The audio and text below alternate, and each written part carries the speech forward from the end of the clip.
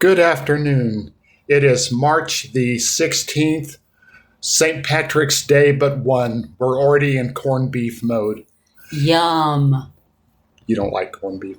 Oh, I forgot. Onion. So not onion. So this is BuZiViews number 4. Our topic for today is languages and who we are again. I notice a theme running through our talks. Recently, we were talking to someone, and the person we were speaking to made a comment that struck both of us as a really interesting and insightful way of looking. I don't remember the exact wording of the comments. I'm going to see if Andrea can remember. I think we told him that we were taking a Zoom Latin class, which, by the way, is going horribly. Even though I took years of Latin in Catholic school, I don't know anything about the declensions, the conjugations, the weirdo pronouns, the fact that there aren't any articles in the darn language. It's difficult. But we were talking to our friend, and he made the comment that it's good that we were doing that because he said the more languages you learn, the more people you can become yourself. And so Alan and I mulled that over and tried to think of ways to interpret what he said. And here we go. We'll just see where we end up. So I'm going to let Andrea go first because she has a little more background in some of these types of things than I do. Not learning languages, although some, but just being the result of different languages. Well, I don't really know about that. Main thing I can say is that, as people know, I'm an immigrant from Hungary and didn't speak English until I was about 6 years old. And the immigrant experience itself makes you a different person. So how much of that is tied up with language, I'm not sure. But there are difficulties when one doesn't understand a language or the context in which something is said.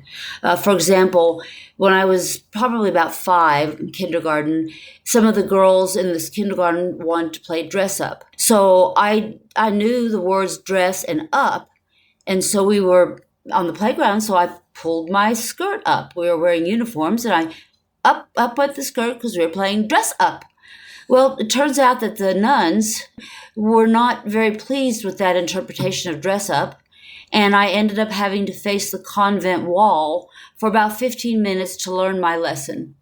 So, there's a lot of idioms and other things in languages that didn't necessarily change who I was, but I certainly, at 68 years later, I still remember that experience, and I still feel some shame and embarrassment about the whole thing. So I'll let Alan speak to his Oklahoma roots here. Oh, you've ruined my lead. Sorry about that.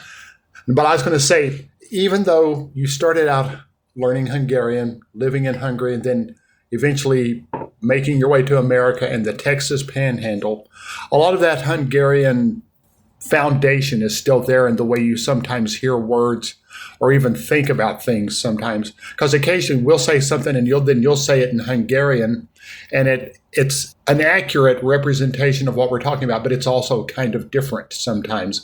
It has a little different slant based on the way the idea is there versus how we might say it here.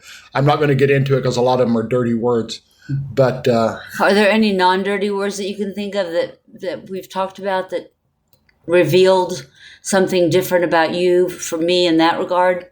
I'd have to think about it. But I'll do my best while I'm doing other things here. Because everything I can think of right now might be misinterpreted, even though it's not necessarily a dirty word or anything like that. But just the idea of what some of these things are. So I don't think we'll get into anything that precise right at the moment unless I hear some other. I am not an immigrant except for the fact that my parents got the hell out of Oklahoma just before I was born.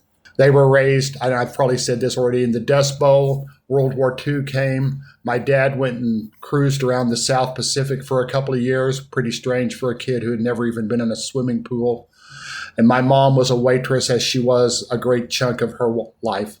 After the war, they went back to Oklahoma, tried to farm My mom wasn't having it, so they moved to Amarillo, buying a house, having kids, and all the things that entailed as their lives went on.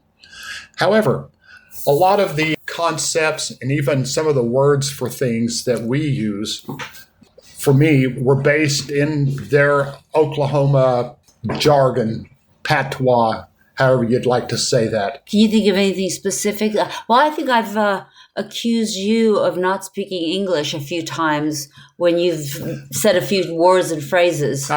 Quite possibly. I may not be the best example anymore because as a child, I had some issues and I had to take speech therapy for a few years. So that kind of modified a lot of those original influences. My dad was great. He had all kinds of words. For instance, we always said barbed wire. Not a big deal, but when you say it around people that don't know what you mean, they don't figure it out. Well, I certainly didn't. When we learned it, it was barbed, B-A-R-B-E-D, wire. And when Alan said bobbed, like a person's name, B-O-B-B-E-D, I couldn't figure out why the wire was bobbing. That made no sense to me. And my dad always said, I always said across with a T at the end instead of just a cross.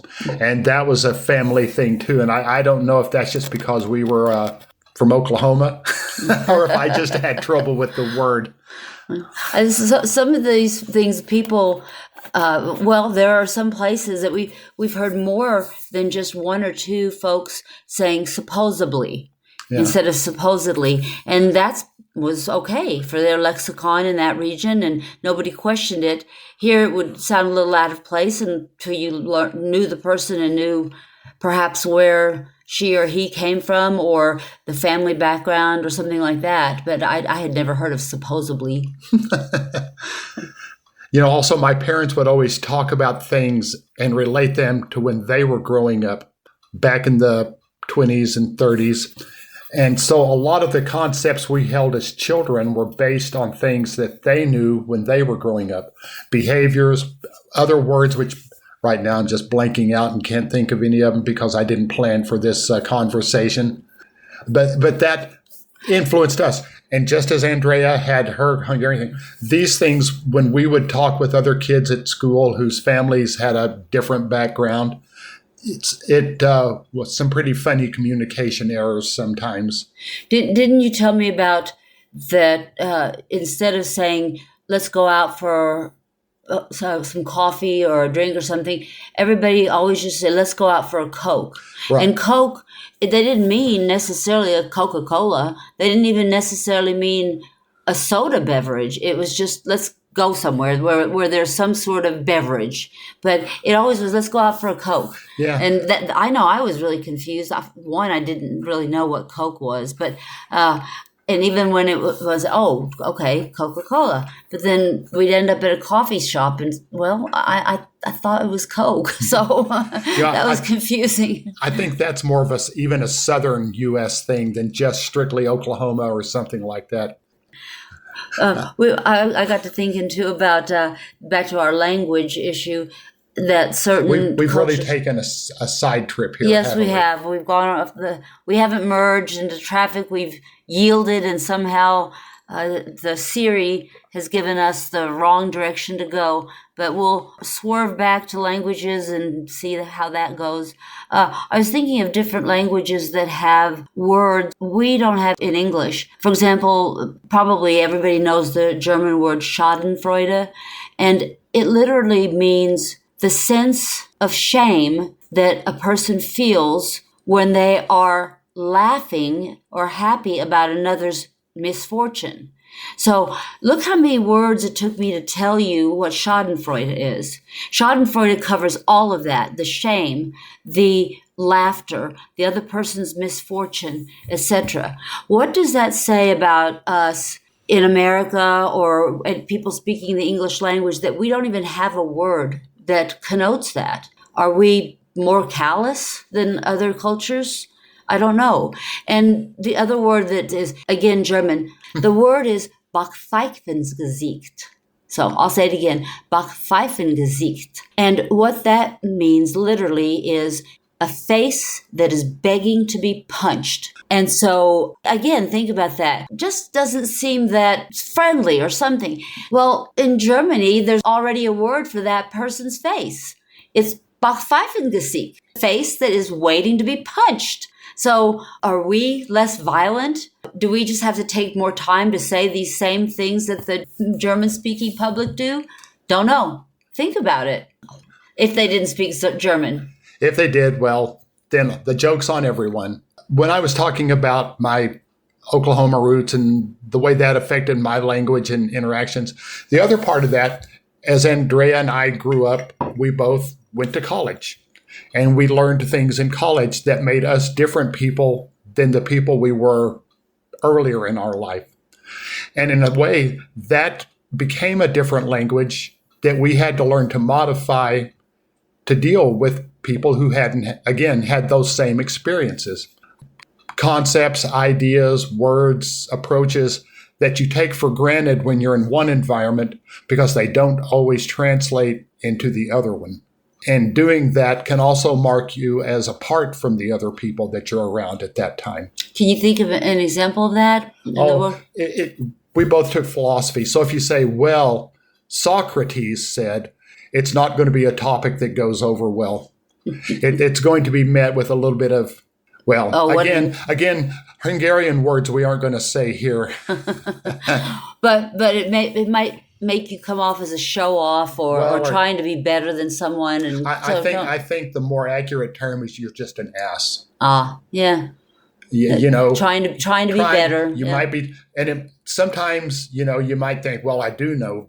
But other times it becomes so ingrained to say some of those things. I mean, whoever says Socrates said, but I mean, words or ideas that you learn that you make a part of you and then try to communicate to others who don't have that background can be a little off-putting at times. In that same vein or so, we should think about our audience.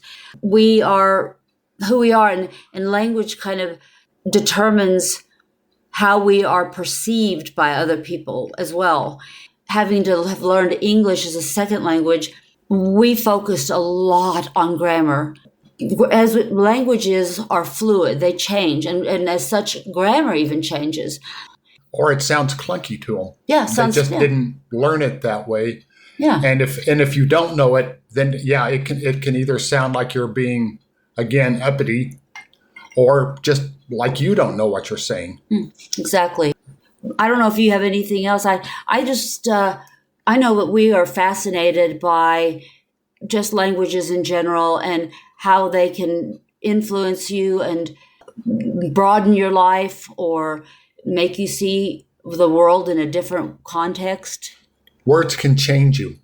Very much so. And where those words come from and how you learn them is part of that change process. We learn stuff in school. Well, that's one place where you learn those things and you use them in that environment. You go to your job or whatever, and those same words don't fall in the same way. They may still be appropriate to use, but they land completely differently. So like Andrea was saying, you have to match your audience. You have to know who you're talking to in order to always communicate successfully. Yeah. And sometimes having these different personas and words and we say languages within us is part of that process. And I think the more of that you have, the better you can be at it for everyone you come into, as long as you just learn when and where to use which version of yourself. Yes, exactly. I was going to say, too, that our geography matters a lot as well. We were both talking about where we've come from and how that's shaped us and all. And so that's another thing to think about with languages. Am I talking the way I do because of a certain place from which I come? Or was it school, like Alan was saying, that we were taught? So sense of place is very important for our languages and for how we view the world and talk to other people in the world. Yeah, it's a challenge sometimes to know which person to be when you're talking. Exactly. Because So, people will fool you. You can be around someone that you don't think will interpret things one way, and so you say it, and it is either even more interesting or it just falls flat. Yeah, that's what life is. It's these interactions based on all these myriad ways of communicating and figuring out who we are, how we are, and when we are, all of those things. yes, that's good. So, hope you've enjoyed this discussion, and we'll be back next time and have something else to talk about, we hope, and We'll see you then. we'll see you then. And the Buzzies send their best. They always have to think about the buzzies, because this indeed is BuZiViews. They're quite the linguistic kitty cats. Meow. Bye.